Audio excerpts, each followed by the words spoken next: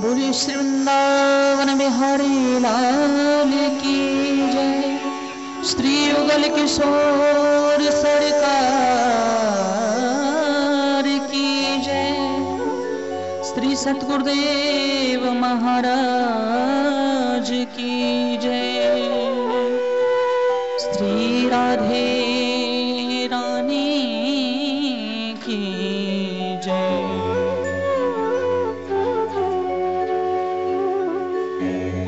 वंदे वृंदावनानंदा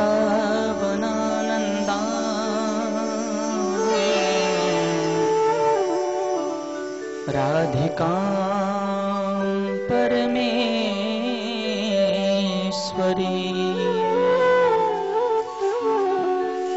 गोपिकां परमां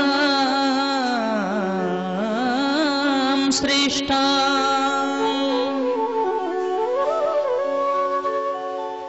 यालादिने शक्तिरूपिणीं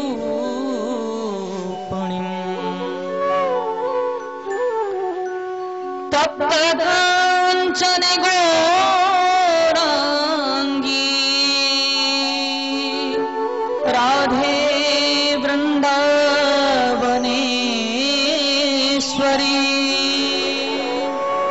वृषभानुसुते देवी प्रणमामि हरि प्रिये। गुरुर्ब्रह्मा गुरुर्विष्णु गुरुर्देवो महेश्वर साक्षात् परब्रह्म तस्मै श्री गुरुवे नमः।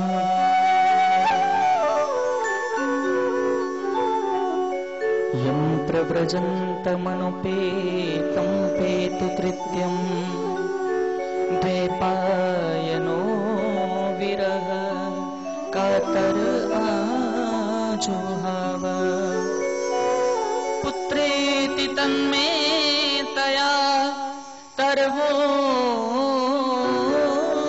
विनीदु तं सर्वभूतहृदयं मुनिमानतोऽस्मि।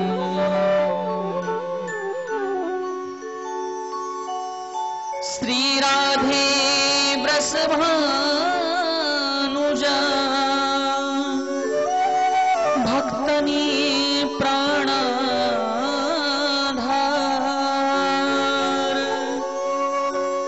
वृंदाविपन बिहारिणी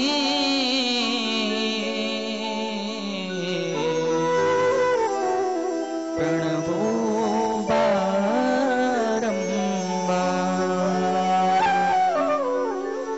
जैसो तैसो बावरो कृष्ण प्रिया सुखधाम चरणा शरणा निज दीजिए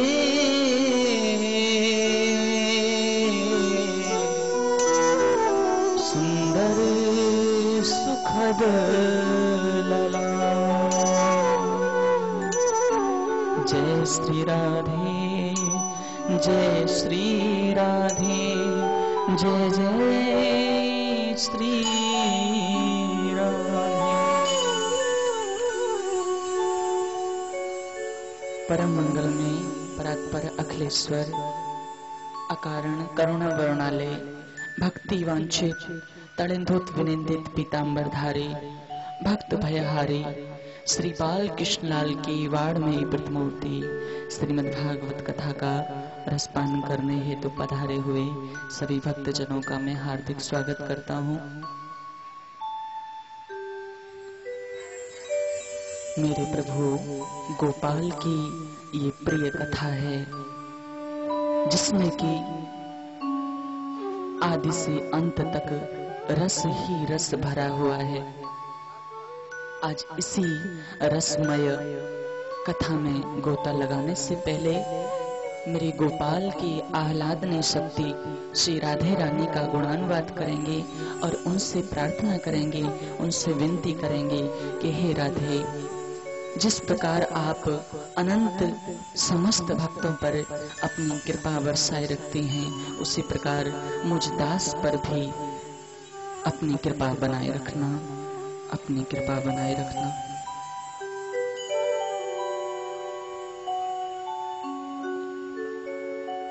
हे मनमोहन लाडली,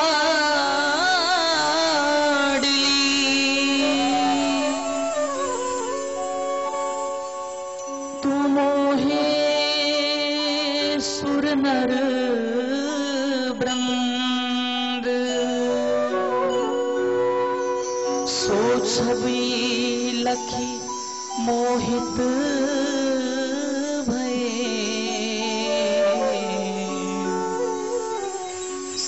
वृंदावन चंद, श्री वृंदावन चंद। मेरी विनती यही है राधा रानी,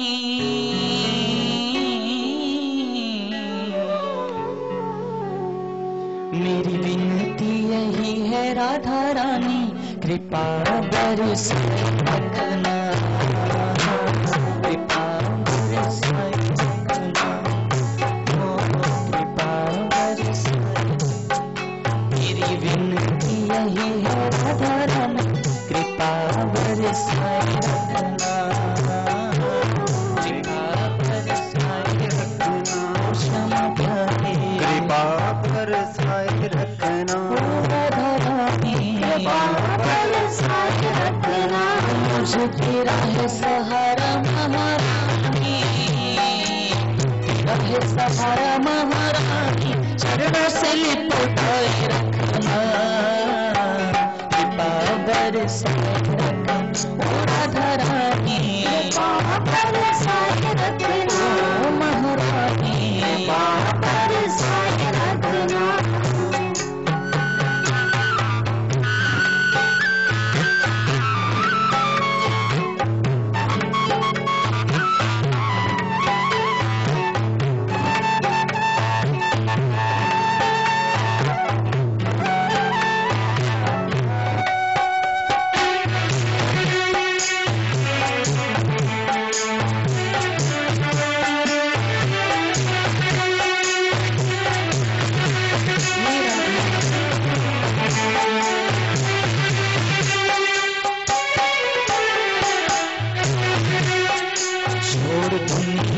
झूठे नाते सारे किशोरी तेरे दर पे आ गया, किशोरी तेरे दर पे आ गया, राधा रानी, किशोरी तेरे दर पे आ गया, महारानी, किशोरी तेरे दर पे आ गया। मैंने तुमको पुकारा ब्रजरानी, तुमको पुकारा ब्रजरानी, ये जग से बचाए रखना, क्षमा प्यारी, बरसाए रखना, रानी, बरसाए रखना।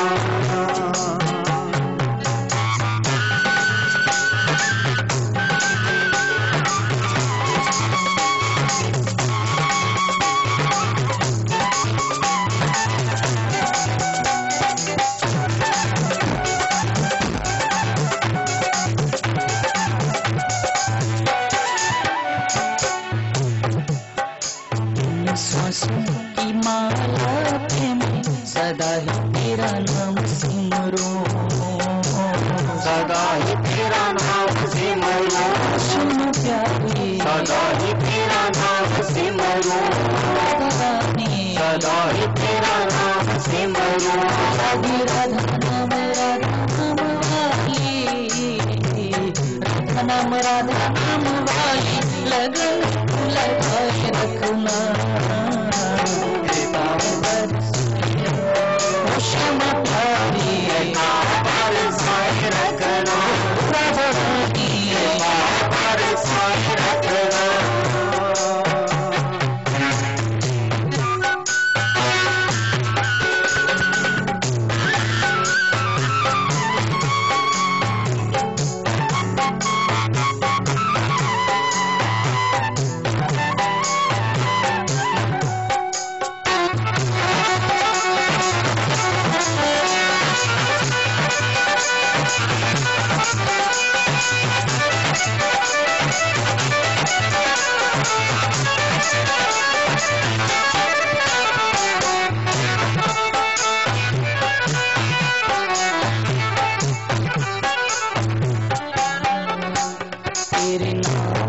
के रंग में रंग के मैं डोलूं ब्रज कलियन में, मैं डोलूं ब्रज कलियन में, राधा रानी मैं डोलूं ब्रज कलियन में, श्यामा प्यारी डोलूं ब्रज कलियन में, कहे चित्र विचित्र श्यामा प्यारी, चित्र विचित्र श्यामा प्यारी, बंदा बंदा साए रखना, कृपा बरसाए रखना,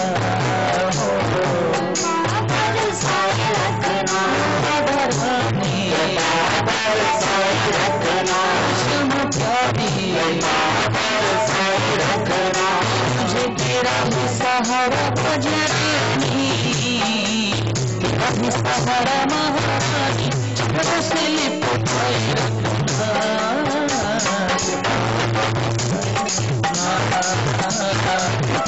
बरसाए रखना, राधा रानी बरसाए रखना,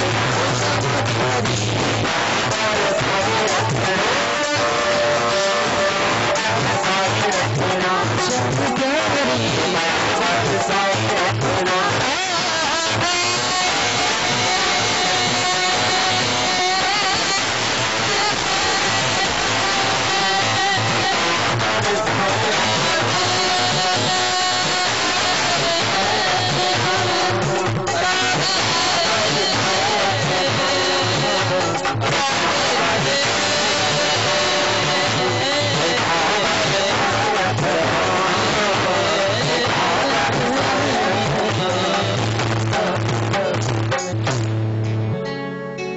श्री राधा रानी सरकार की जय। मेरे गोपाल की प्रियतमा हैं श्री राधा। राधा को ब्रजमंडल की आराध्य देवी मानी जाती है। जिस प्रकार अन्यत्र अन्य देवी देवताओं की पूजा होती है, उसी प्रकार मेरे ब्रज के अंदर श्री राधा रानी पूजनीय है, देवी के समान है, माता के समान है। कृष्ण भी जिनकी सेवा करते हैं, ऐसी हैं मेरी राधिके। जब भी हम राधे का नाम लें, जब भी हम उनको पुकारें, तो एक शब्द का विशेष रूप से ध्यान दें। राधे को इस प्रकार से कहो जिसके कहने से हमारे जीवन में एक नया मार्ग मिले, हमारे जीवन में एक नया मार्ग जुड़े। राधे नहीं, राधे राधे। हे राधे, हमें एक नया मार्ग दो, हमें एक नया रास्ता दो, हमारे जीवन को नई शैली दो। सुखदेव मुनि जी कहते हैं कि हे राजन परीक्षित, गोपाल से प्रेम तो समस्त करते थे, परंतु सबके प्रेम करने का तरीका अलग अलग था। मैया का प्रेम देखो, मैया का प्रेम बड़ा विचित्र है। मैया का प्रेम किस प्रकार का है? मैया रोज लाला को नहला धुला कर सायकाल के समय पर रात्रि में लोरी सुनाते हुए सुला देती हैं मेरे गोपाल को। सुबह उठने से पहले ही मैया को चिंता है कि मेरा लाला खड़ा होगा तो उठते ही मुझसे माखन मांगेगा, तो उससे पहले ही माखन निकाल के ताजा माखन तैयार रखती हैं। देखो, मैया को किसी बात की कमी नहीं है। मैया के घर में अनेक गोप गोपियां कार्य करते हैं। मैया के घर में नवलख गायें हैं, बहुत बड़ा महल है, गोकुल की महारानी है। परंतु माता यशोदा, यशोदा अर्थ सर्वम यशम ददाति इति यशोदा, जो सबको यश देती हैं, जो सबको मान देती हैं, सबको सम्मान देती हैं। किसी को वो छोटा बड़ा नहीं समझती हैं। घर में चाहे कार्य करने वाला कोई व्यक्ति ही क्यों न हो, उसको भी बराबर मान देते हैं। ऐसी है यशोदा। आज के समय हम लोग भी अपने घरों में कार्यकर्ताओं को रखते हैं, काम करने वालों को रखते हैं, लेकिन हम उनके साथ कैसा व्यवहार करते हैं, ये शायद हम स्वयं जानते हैं। बड़ा भद्र व्यवहार किया जाता है, जैसे कि मानो वो इंसान ही नहीं है। हर व्यक्ति की मजबूरी है कि वो हमारे पास रहकर कोई न कोई कार्य कर रहा है, परंतु उसके बावजूद हम क्या करते हैं? उसके साथ में अभद्रता से व्यवहार करते हैं। एक पल के लिए हम ये भूल जाते हैं कि जिस व्यक्ति को हम अपना नौकर समझ रहे हैं, उसके अंदर भी वही परमात्मा विराजमान है जो कि हमारे अंदर विराजमान है। इसीलिए तो कहते हैं कि सत्संग करो, क्योंकि संतों की संगति करेंगे तो संतों जैसे भाव पैदा होंगे हमारे अंदर। संतों के भाव क्या हैं? संतों के भाव जिन्हें प्रत्येक जीव के अंदर परमात्मा दिखाई देता है, ये संतों के भाव हैं। संत एकनाथ जी का, उनका प्रतिदिन का नियम था कि वो गंगा जी से जल लेकर के काशी विश्वनाथ पर चढ़ाया करते थे। जब उनको बहुत समय बीत गया तो एक दिन मेरे प्रभु ने सोचा कि चलो आज संत की परीक्षा लेते हैं। एकनाथ जी की परीक्षा लेने के लिए भोलेनाथ जी चले आए, एक गधे के रूप में आकर के, और मार्ग में लेट गए, उसी रास्ते में लेट गए जिस रास्ते से कि एकनाथ जी महाराज निकल कर जाया करते थे। आज एकनाथ जी ने जब देखा कि एक गधा प्यास के मारे तड़प रहा है, हाथ में जल का लोटा लगा हुआ है, एकनाथ जी के नेत्रों से अश्रु बहने लगे और कहते हैं कि हे दीनानाथ, तुम कितने दयालु हो, तुम कितने कृपालु हो। रोज तो मुझे गंगा से और अपने मंदिर तक बुलाया करते थे, आज मेरे ऊपर कितनी कृपा की है, इस दास के ऊपर कितनी कृपा की है कि स्वयं चल करके रास्ते में मुझे दर्शन देने के लिए आ गए हो। एक गधे के रूप में आज प्रभु को पहचाना संत ने। संत की दिव्य दृष्टि होती है, संत की संगति हम करते हैं तो संतों जैसे गुण हमारे अंदर आने लग जाते हैं, हमें प्रत्येक जीव में परमात्मा की झलक दिखाई देने लग जाती है। छोटी सी एक बात है, हम समस्त संसार में भगवान की छवि को ढूंढने के लिए जाते हैं, उनकी छवि को जगह जगह ढूंढते हैं। एक आदमी मेरे पीछे पड़ा हुआ था बहुत दिनों से, कहता था कि महाराज आप जगह जगह पर कथा वाचन करते हैं, जगह जगह पर अच्छे अच्छे प्रसंग सुनाते हैं, आपने वेदों का अध्ययन भी किया है, शास्त्रों का अध्ययन किया है, तो महाराज हमें आप एक बात बताओ कि जब भगवान होते हैं तो वो दिखाई क्यों नहीं देते हैं? क्या आप मुझे भगवान को दिखा सकते हो? आप तो संत हो, आपके पास तो अनेकानेक विधि हैं, आपके पास तो अनेकानेक उपाय हैं, आप एक कार्य करो कि आप मुझे भगवान को दिखाओ। मैं उसको कभी कोई प्रसंग सुनाया करता था, कभी कोई प्रसंग भगवान की भक्ति के बारे में उसको बातें बताता था, लेकिन वो व्यक्ति मूढ़ था। मूढ़ की क्या पहचान होती है?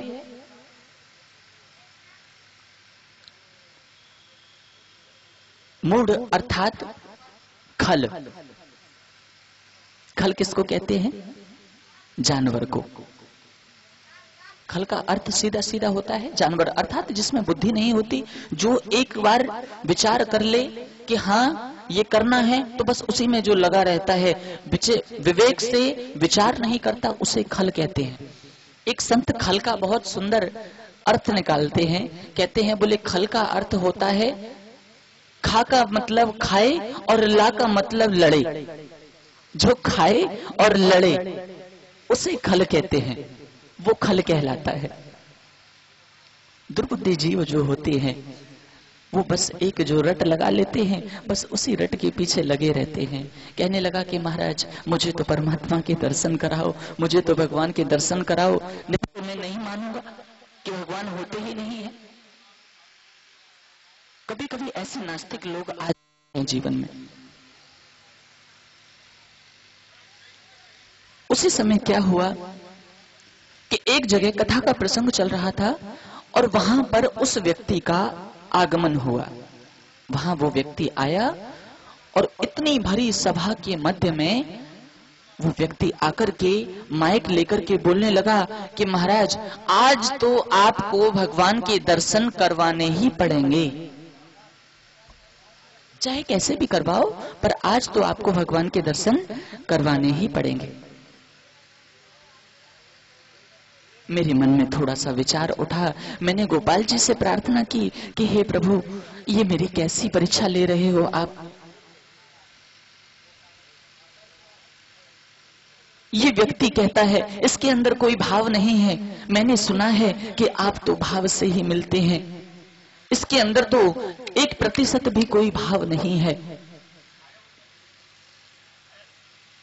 इसको मैं कैसे समझाऊं कि आप इसको कैसे दर्शन देंगे, कैसे समझाऊं मैं इसको?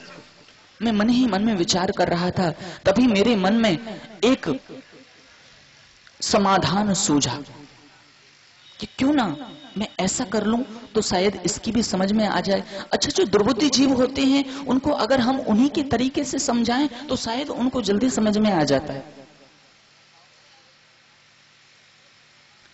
वहीं पर दो व्यक्ति बैठे हुए थे, अच्छे हट्टे कट्टे थे। मैंने उनकी ओर इशारा किया, मैंने कहा भैया एक काम करो, एक बाल्टी पानी भर के लाओ जल्दी फटाफट। पूरी भरी संगत हमने कथा को तो बंद कर दिया और दंड कथा प्रारंभ कर दी। कथा के मध्य में ही दंड कथा अर्थात प्रसंग से हट करके जो हम प्रसंग कहने लग जाएं वो दंड कथा में आते हैं। हमने कहा कि इसको प्रैक्टिकली समझाना पड़ेगा, आज इसकी तसल्ली कर देंगे कि भगवान क्या होते हैं। एक बाल्टी में भरवा के जल मंगवाया और मैंने उनको इशारा दिया। मैंने कहा एक काम करो, इसका सिर पकड़ के और इस जल की भरी हुई बाल्टी में अंदर डुबो दो।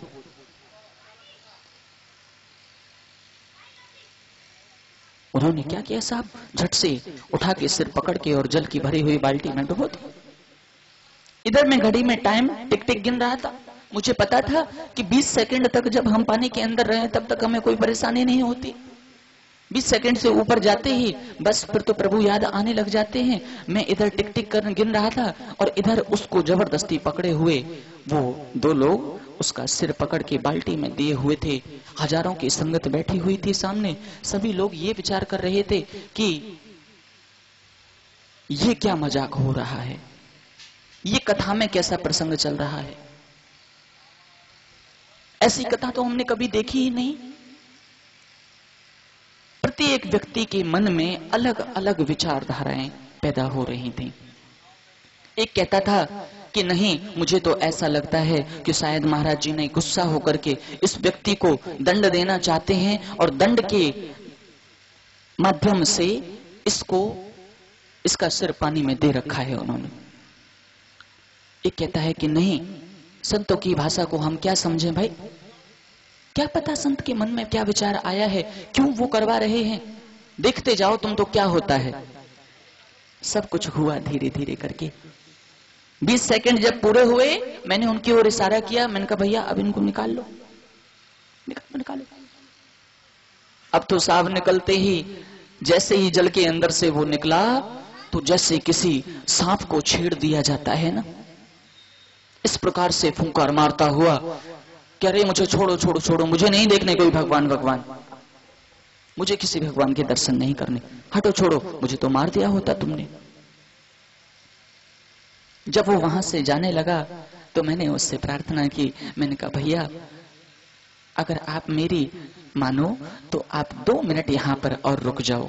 बोले क्यों, मैं नहीं रुकूंगा 1 मिनट भी, आप तो मुझे मार डालोगे। अरे मैंने कहा यहाँ आपको मारने के लिए नहीं बुलाया था, हमने तो आपको भगवान दिखाने के लिए बुलाया था। बोले ये भगवान दिखाने का कौन सा तरीका कौन से शास्त्र में लिख रहा है, हमें बताओ। हमने कहा शास्त्रों की भाषा तुझे समझ में ही नहीं आती, नहीं तो तुझे शास्त्रों की भाषा हम बताते। तूने खल वाली प्रवृत्ति से ऐसा प्रश्न किया, हमने उसी के आधार पर तुझे जवाब दिया। अगर तू यहां से चला जाएगा तो लोगों के मन में शंका की शंका बनी रह जाएगी कि महाराज ने ऐसा क्यों करवाया। इसीलिए तू एक काम कर प्रिय बंधु, 2 मिनट रुक जा, इन लोगों की शंका का समाधान करते चला जा। उन्होंने कहा ठीक है, बोलो क्या बात है। मैंने कहा अच्छा एक बात बताओ, तुमने प्रश्न किया था कि तुम्हें भगवान देखने हैं, मैंने कहा मैंने जो तुम्हें उत्तर दिया वो बिल्कुल इसी से रिलेटेड था, इससे बिल्कुल हटके नहीं था वो। बोले मेरी कुछ समझ में नहीं आया, आपने क्या करवाया है क्या नहीं करवाया है, मुझे तो ऐसा लग रहा था कि मानो आप मेरे प्राणांत ही कर दोगे। मैंने कहा नहीं, ऐसा मैंने नहीं किया है। मुझे एक बात बता, जब तेरा सिर जल के अंदर था उस समय पर तुझे क्या अच्छा लग रहा था, तेरे मन में क्या विचार चल रहा था उस समय पर? उस व्यक्ति ने बड़े सोच विचार कर एक बात कही, कहता है कि महाराज मैं तो उस समय पर यह सोच रहा था कि किसी तरह से मुझे बस एक सांस लेने को मिल जाए, किसी तरह बस एक सांस लेने को मिल जाए, और मैं कुछ नहीं सोच रहा था। बस उस समय तो यही लग रही थी कि कैसे भी करके ये लोग मुझे छोड़ें, एक मैं सांस लूं तब तो मेरे प्राण बचेंगे और नहीं तो मैं नहीं बच पाऊंगा। मैंने उसी के उत्तर में अपना उत्तर मिला दिया। मैंने कहा प्यारे, जिस दिन तेरी इतनी लगन हो जाएगी उस सांवरे के लिए कि अगर मेरे प्रभु मेरे श्याम अगर मुझे अभी एक पल ना दिखे तो मेरे प्राणांत हो जाएंगे, अगर मुझे एक पल ना दिखे तो मेरे प्राणांत हो जाएंगे। जिस दिन तेरी इतनी लगन हो जाएगी उसके लिए, उस दिन वो तुमसे दूर नहीं है, वो तेरे अंदर है। वो अंदर बैठा हुआ श्याम तेरी नेत्रों के आगे आकर के तुझसे कहेगा कि देख तेरी लगन का क्या करामात है, देख मैं तेरे सामने खड़ा हूं, देख। हरि के भक्तों की लीला ही अपरंपार है। मेरे प्रभु किस पर किस वक्त क्या कृपा करते हैं, किसी को आज तक इस बात का भेद नहीं चल पाया है। भक्ति ज्ञान वैराग्य ये तो मेरे गोपाल को प्राप्त करने के एक माध्यम बनाए हैं, भक्ति के 9 अंग बनाए हैं। परंतु बहुत से भक्त तो ऐसे हुए हैं जिनको भक्ति के किसी अंग का भास ही नहीं था, जिनको यही नहीं पता था कि भक्ति कैसे की जाती है, जिन्हें कीर्तन का नहीं पता था, श्रवणम कीर्तनम यस्य स्मरणम पाद सेवनम, परंतु इनमें से किसी भी भक्ति का जिनको आभास ही नहीं था, बस वो तो सिर्फ यही जानते थे कि गोपाल तू मेरा है और मैं तेरा हूं, इसके अलावा मैं कुछ नहीं जानता, सब जगत मिथ्या है, बस तू ही एक सत्य है। ऐसे ऐसे भक्त हुए हैं जिन्होंने मात्र इतना भाव रखा है और उसी में वो गोपाल को पा गए हैं।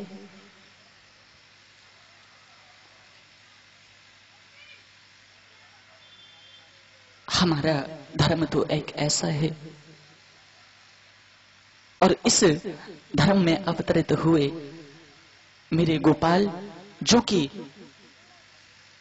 प्रत्येक जीवों को समदृष्टि से देखते हैं, समान दृष्टि से सबको प्रेम करते हैं, उनके एक भक्त हुए हैं रसखान। रसखान के प्रसंग तो आपने बहुत सुने होंगे महाराज,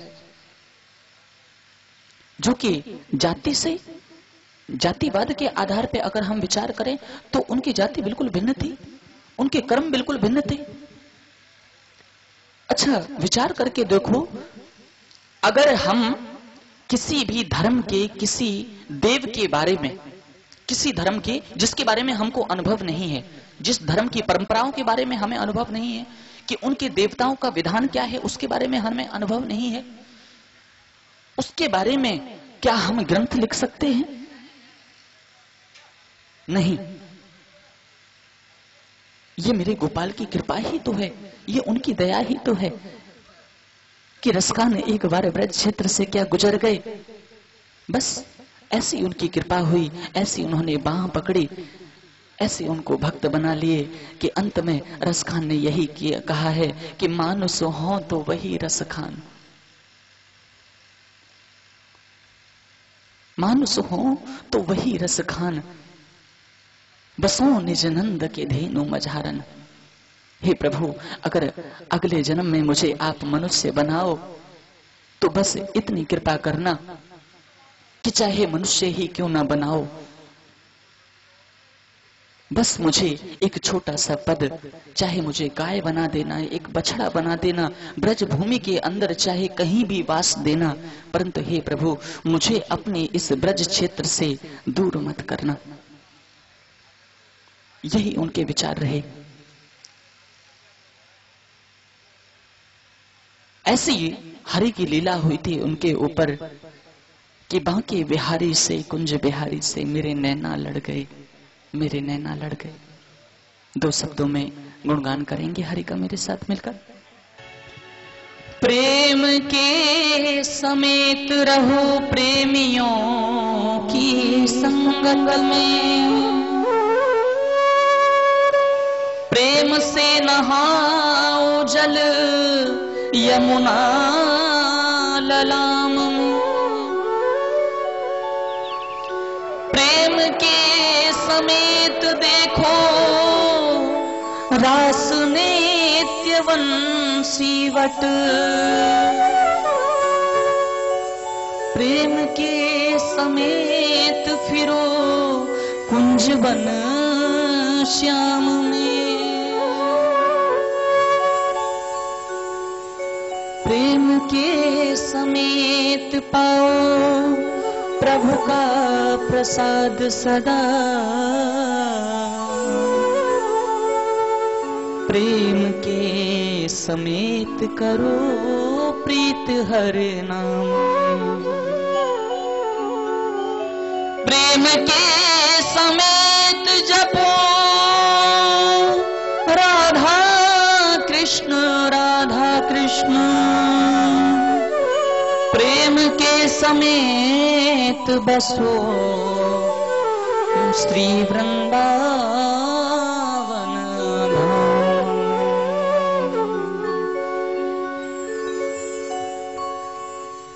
और पथिक मत जइयो वृंदावन की ओर। हरि के भक्त चुटकी लेते हुए भक्तों से कभी कभी मजाक करते हैं, कहते हैं कि मत जइयो उस वृंदावन की ओर, कोई मत जइयो भैया। पूछा क्यों ना जाएं भैया? कहते हैं वृंदावन में चोर बसत हैं,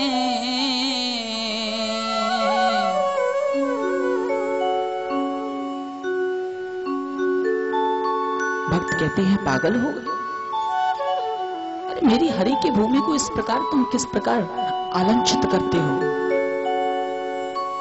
उन्होंने कहा नहीं, हम सत्य कहते हैं। वृंदावन में चोर बसत हैं, नटवर नंद किशोर, मत जइयो उस वृंदावन की ओर। और वृंदावन जइयो तो जमुना में ना नहाइयो। बोले वृंदावन जावे तो सुन रहे हो है क्या भैया, जमुना में स्नान मत कर लियो। और जमुना में जो नहियो तो बिहारी जी के मंदिर में मत जइयो।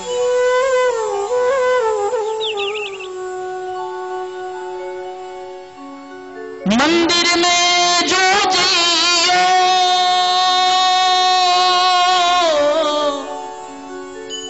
मंदिर में जो जइयो तो वो प्यारे से नैन मत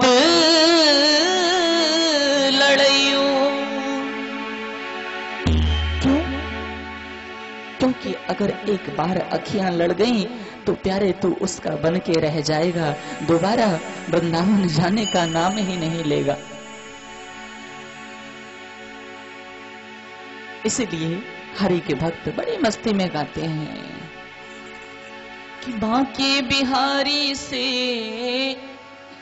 कुंज बिहारी से,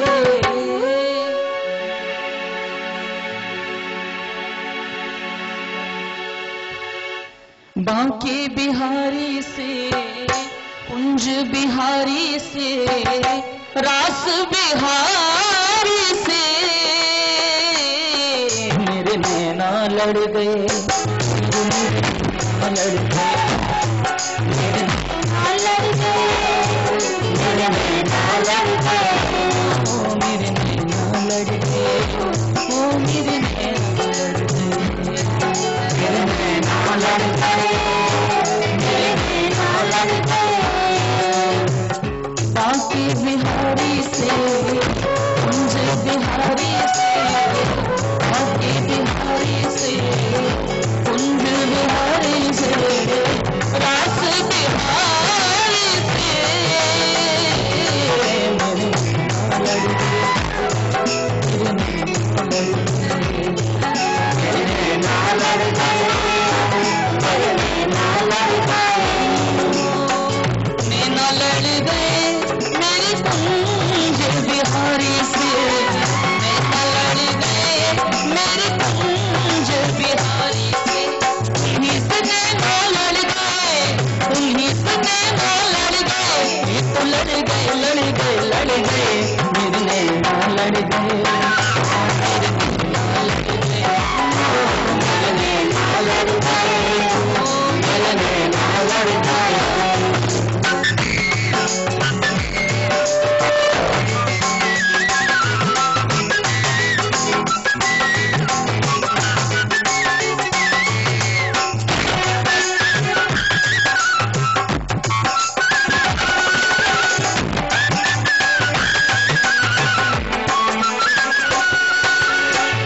छवि देखी ऐसी वृंदावन, छवि देखी ऐसी वृंदावन, प्यारा रसिया मेरा मन भावन, प्यारा रसिया मेरा मन भावन, मोर मुकुट पार गए, मोर मुकुट पार गए, ये तो लड़ गए, लड़ गए, लड़ गए, मेरे नैना लड़ गए, मेरे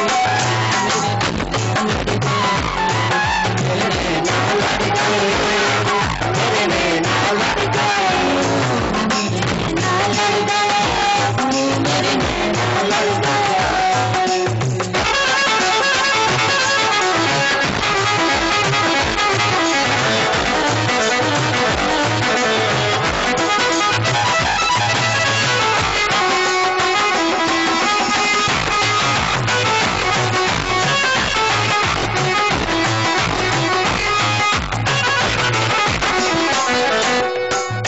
नैनों में मेरे तेरी सूरत समाई, नैनों में मेरे तेरी सूरत समाई, कैसे भूल जाए श्याम तेरी याद आई, कैसे भूल जाए श्याम तेरी याद आई, बंसी के पीछे पड़ गए, बंसी के पीछे पड़ गए, ये तो लड़ गए, लड़ गए, लड़ गए, लड़ गए, मेरे नैना लड़ गए, मेरे नैना लड़ गए, नैना लड़ गए, नैना लड़ गए मेरे कुंज बिहारी से, नैना लड़ गए मेरे कुंज बिहारी से, उन्हीं से नैना लड़ गए, उन्हीं से नैना लड़ गए, ये तो लड़ गए, लड़ गए, लड़ गए,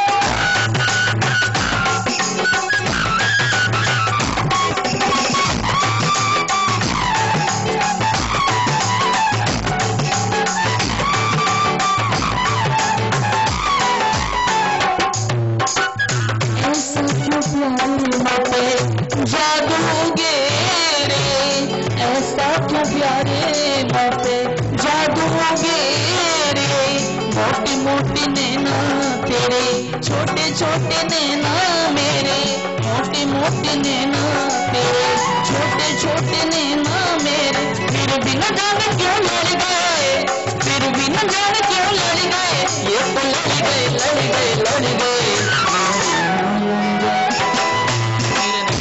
लड़ गए,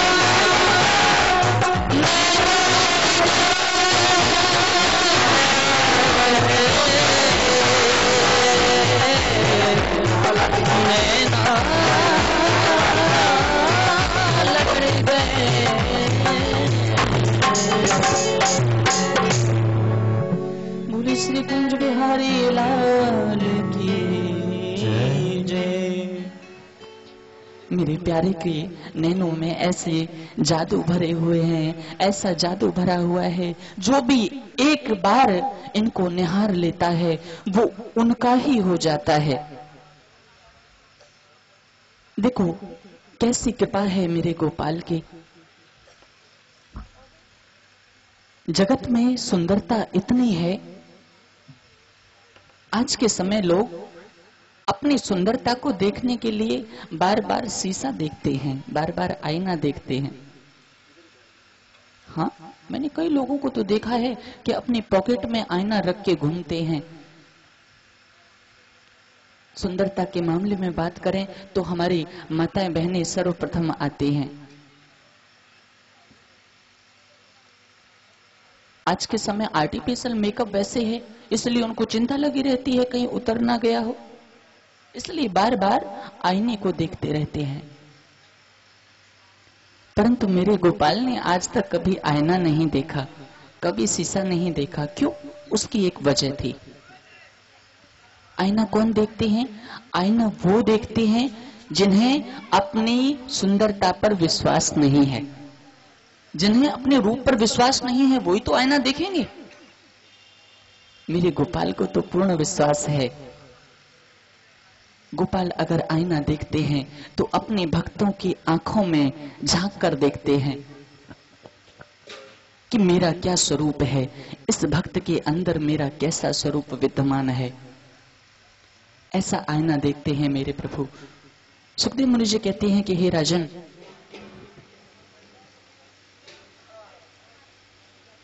मैया लाला को रात्रि में सुला देती हैं, सुबह होते ही कान्हा उठते हैं, उठते ही माखन मांगते हैं कि मैया मुझे माखन दो। एक दिन प्रातःकाल अति शीघ्र उठ आए, जल्दी उठाए। मैया उस समय पर दही बिलो रही थी और तभी आकर मथाने पकड़कर रई पकड़ के खड़े हो गए और कहते हैं कि मैया हमें तो माखन को लौना चाहिए। मैया कह रही है कि देख लाला, तू अभी अभी सोए के उठ्यो है, तू एक काम कर, अभी जा, पहले हाथ मुंह धो के आ और तब तुझे मैं माखन दूंगी। परंतु बालहट कहते हैं नहीं, हमें तो अभी माखन चाहिए, अभी के अभी चाहिए। मैया कहती है अभी तो लाला मैं माखन निकाल रही हूं, जब निकलेगा तभी तो तोय दूंगी। बोले ना, हमें तो अभी चाहिए और ताजा माखन चाहिए। अरे लाला, तो ज्यादा भूख लग रही है तो कल को माखन रखियो है, वाय खाए ले। नहीं, हमें तो अभी चाहिए और ताजा माखन अभी का चाहिए, कल का माखन नहीं चाहिए। मैया लाला को बहकाती हैं। देखो, जब कोई बालक हट करने लग जाता है तो हम उसका ध्यान बटाने की कोशिश करते हैं इधर उधर। मैया ने झट से कही, देख लाला, देख देख देख, ऊपर क्या है। कन्हैया ने ऊपर निगाह करके देखी तो कहते हैं ऊपर तो चंदा है। बोले अच्छा, देखो बेटा कितने प्यारे लग रहे हैं ना ये। भूल गए माखन वाखन। कहते हैं कि मैया मैं तो चंद्र खिलौना लाई हूं, अब मुझे तो चंदा मामा चाहिए। मैया कहती है अरे मेरे लाडले, माखन तो थोड़ी देर में निकाल के दे देती, अब तो चंदा मामा कहां से लाए के दूं। मैया ने एक युक्ति सोची। एक परात में जल भरा, जल भरने के बाद में उस जल के अंदर प्रतिबिंब दिख रहा है और उस प्रतिबिंब को जब मैया ने लाला को दिखाया, कहती हैं देख कान्हा, चंदा मामा आ गए। कन्हैया ने हाथ मारा कि नहीं, ये तो जल है। ऐसा होता है कभी कभी, थल पर भी जल का आभास होने लगता है। आज यशोदा मैया बहुत समझा रही हैं कि बेटा यही चंदा मामा है, इससे बढ़कर और कोई चंदा मामा मैं तुझे नहीं दे सकती। मैया ने सोची कान्हा ऐसे ना मानेगो, तो लाला को लेकर के अपनी गोद में बिठाया और अपना दूध पिलाने लगी। अपना दूध पिलाते हुए सर पर हाथ फेरते जा रहे हैं एक, और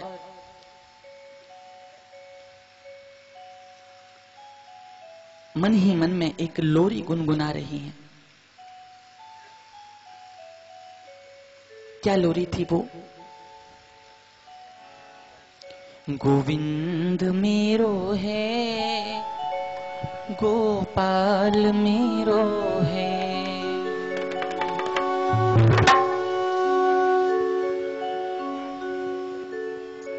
गोविंद मेरो है, गोपाल मेरो है, गोविंद मेरो है, गोपाल मेरो है, गोविंद मेरो है, गोपाल मेरो है, श्री बांके बिहारी नंदलाल मेरो है, बांके बिहारी नंदलाल मेरो है, श्री बांके बिहारी नंदलाल मेरो है, श्री बांके बिहारी नंदलाल मेरो है, गोविंद मेरो है, गोपाल मेरो है, गोविंद मेरो है, गोपाल मेरो है।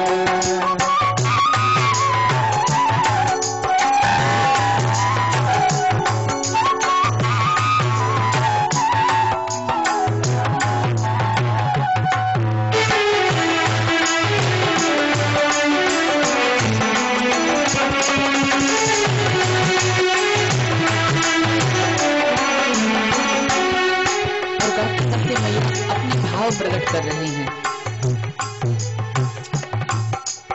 जाके सिर पे मुकुट विराजे, जाके सिर पे मुकुट विराजे, कानन में कुंडल छवि साजे, कानन में कुंडल छवि साजे, चंदा सो मुखड़ा ये, चंदा सो मुखड़ा गोपाल मेरो है, गोविंद मेरो है, गोपाल मेरो है, गोविंद मेरो है, गोपाल मेरो है, श्री बांके बिहारी नंदलाल मेरो है, श्री बांके बिहारी नंदलाल मेरो है।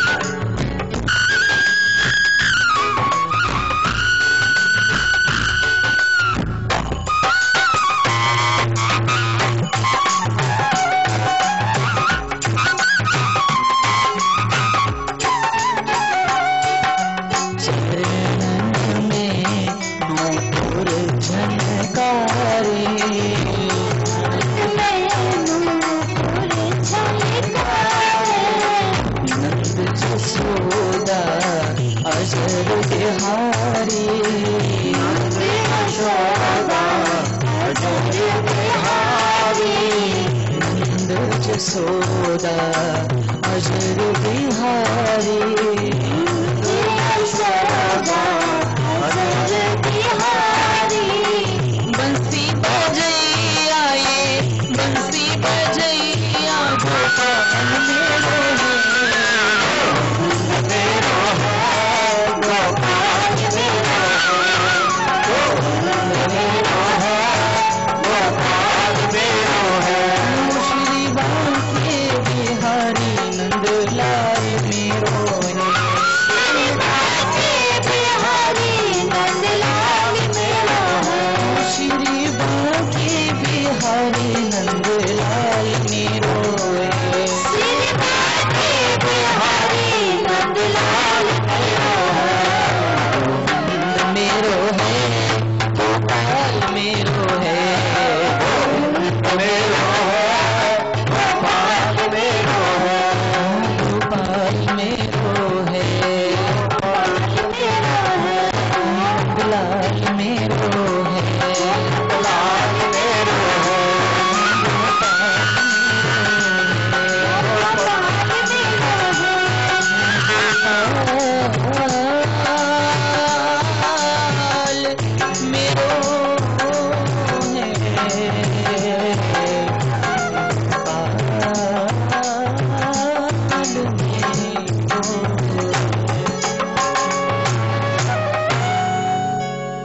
बोलिए वृंदावन में हरि लाल